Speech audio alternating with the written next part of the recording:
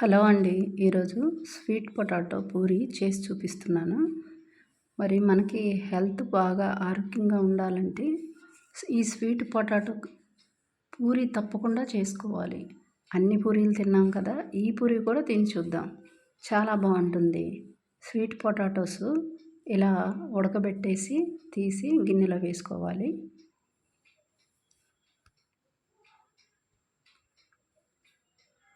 తర్వాత ఒక బౌల్ తీసుకొని దానిలో 2 కప్పుల గోధుమ పిండి తీసుకోవాలి. నేను ఇక్కడ మైదా పిండి వాడట్లేదండి, గోధుమ పిండి మాత్రమే తీసుకుంటున్నాను పూరీకి. చాలా బాగుంటుంది. 2 కప్పుల గోధుమ పిండి తీసుకోవాలి. చిటికెడు బేకింగ్ పౌడర్ వేసుకున్నాను. తర్వాత ఇవి ఉడకబెట్టిన వాటిని తీసుకొని ఈ పిండిలో వేసి బాగా మెత్తగా చేత్తో కలుపుకోవాలి. ఇక్కడ కొద్దిగా వంట నూనె వేసుకోవాలి.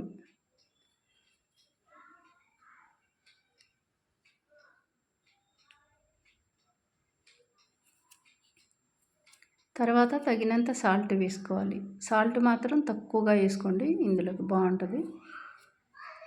తర్వాత బాగా స్వీట్ పొటాటో బాగా మెత్తగా చేసి పిండిలో కలిసే విధంగా చేసుకోవాలి. తర్వాత కొద్దిగా వాటర్ వేసి పూరి పిండి కలుపుకోవాలి.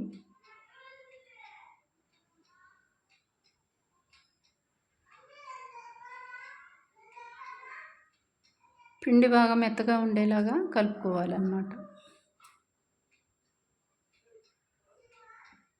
ఇక్కడ మధ్యలో నెయ్యి వేసుకుంటూ కలుపుకోవాలి.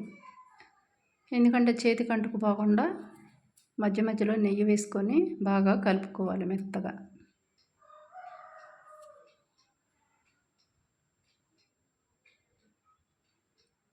పిండి ముద్దకి మరలా కొంచెం నెయ్యి రాసుకోవాలి ఎండిపోకుండా. తర్వాత మూత పెట్టుకోవాలి.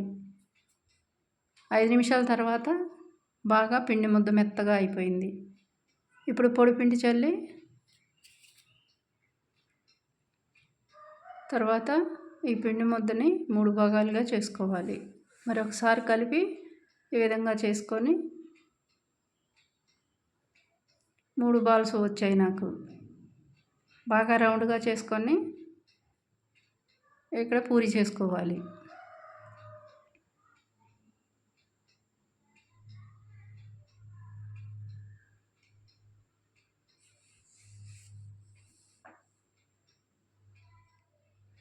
తర్వాత ఒక మూత తీసుకోవాలి. ఆ మూతతో ఇలా చేసుకుంటే మనకి పూరీలు అనేవి కరెక్ట్గా వస్తాయి.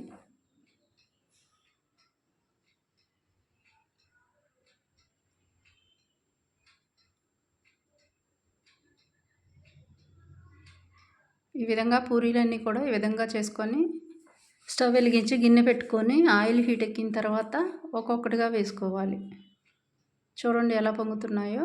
తర్వాత వీటిని తీసుకొని గిన్నెలో వేసుకోవడం.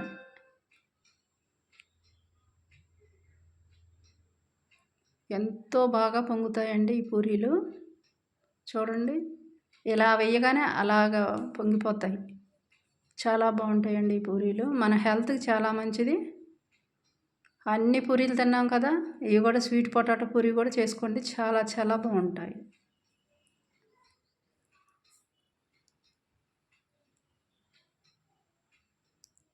చూడండి ఎంత బాగున్నాయో పూరీలు. ఇవి వేడి ఆరిపోతే మళ్ళీ ఈ పొంగంతా పోయి చపాతీలుగా అయిపోతాయి. జాగ్రత్తగా వేడి మీద చట్నీతో, ఏ చట్నీతోనైనా తినొచ్చండి. అంతేనండి.